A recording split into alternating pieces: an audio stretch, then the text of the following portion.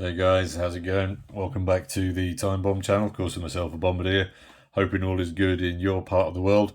And the watch that we've got in for overview today is a little bit of a mystery in the sense that it has required quite a few hours of research to dig up some background. However, thankfully, there are a sufficient number of watch nutters out there in the world with way too much free time on their hands, but also a massive amount of knowledge in their brain boxes. So, huge thanks to the writer of this blog, as this is where I was able to find the most useful history on the watch and the background to the brand that owned it. However, you can see that there hasn't been a post on this blog since 2020, which is a little bit of a shame because, as I say, someone has clearly taken hours and hours, painstaking hard work and research to put all of this together. It struck me as being a real shame if that knowledge was lost. So the watch that we're looking at then is an Arios, although some refer to them as Arios. So you can see on the dial there that V is rather artistically applied. I'm not sure whether that, but anything else on that. But essentially, the brand Arios or Arios is a sub brand of a Swiss company that some of you may know called Muros. Muros was a brand that was founded in 1939 by a gentleman called Erwin Tribold, and was located in Mumpf, Switzerland, which is not too far from Basel. From the blog, then we can also learn that the House Muros used both common Swiss movements in their watches, and then they also produced their own in-house movement 15 jeweler.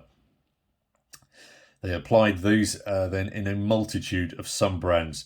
I've got a whole list here. So Arnand, Callan, Chronorex, Dorsey, Duke, Fambo, Gallen, Cantor, Lima, Marco, Morindo, Muro, Pandax, blah, blah, blah, blah. The list goes on.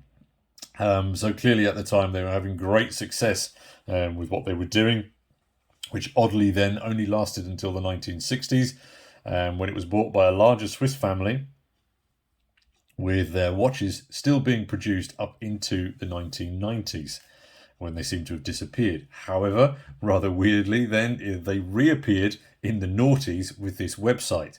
Now, this website appears to have been in construction since the noughties, no changes.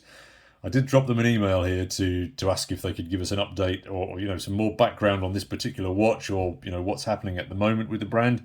No reply to date. If I do get one at some stage, I'll drop you guys an update. So let's just drop the camera in here a little second. Yeah, there you go. So you can see much clearer there the that branding Arios. Red Beastie here from the 1970s. I'm not able to give you a specific year because, again, lack of information. But while I just go through the specs, make sure you're wearing your corduroys and your polo neck sweater because I think it's most appropriate attire for something like this. We are looking at 40 mils across, very manageable 46 mils north to south, 13 mils in depth, 18 mils then on the lugs. As you can see as well, I mentioned lugs, but essentially we're looking at almost a turtle-esque, curvy cushion case here. So yeah, uber comfortable, easy wearing on wrist. It's not that heavy at all either. The top off up here, my zapper suggests that it is acrylic. It's also a little bit scratched up, so that would also make equal sense. But it's got a lovely, lovely warm dome shape on the top there, and provides all that wonderful distortion that you would hope to see from a watch like this that's covered in that one.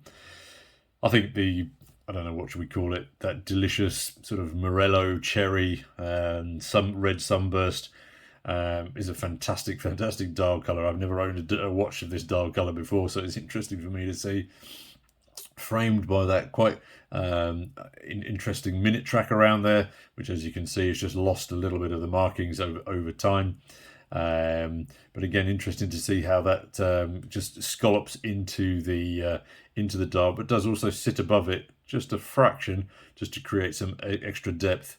It's kind of like a cream, I don't know, strawberries and cream, we'll call this watch. There we go.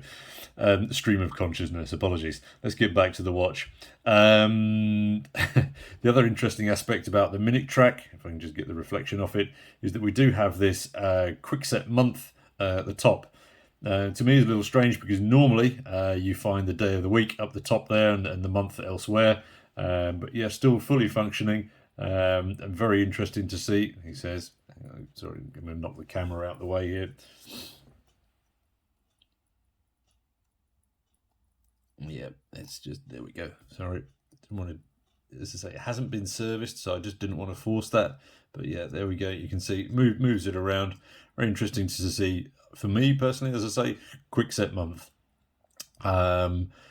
The hands then, as you can see as well, very simple silver. It's gone to sleep. Let's give it a little bit of a shake. Very fine seconds hand as well. Super thin, tricking around there. Interesting to see as well that it just about meets the, it hangs over the edge of the dial there, meeting that minute track.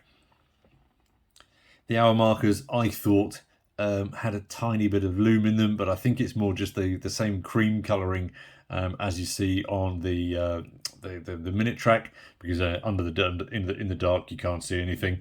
But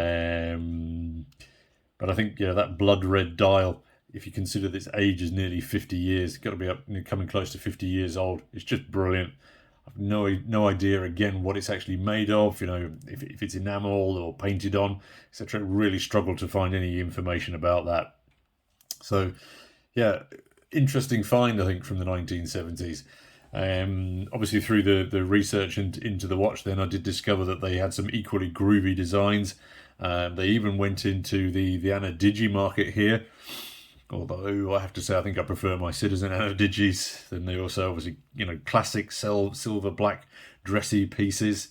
And then also quite a sort of complex chrono style traveller's watch. And then lastly, my favourite, the Roy Rogers. Although, yeah, I'm guessing I might be a little bit old to be wearing a watch like that. Okay, guys. So yeah, not able to share a massive amount more with you on the watch and the brand because that's all we've been able to discover. If you've owned one of this brand or one of the others from Muros, then please do drop us some comments down below. It would be great to learn a lot more about them and to be able to then share that. So we're out for today, and of course until the next time, this is your host, the Bombardier, signing off, and we'll talk to you soon. Cheers, guys.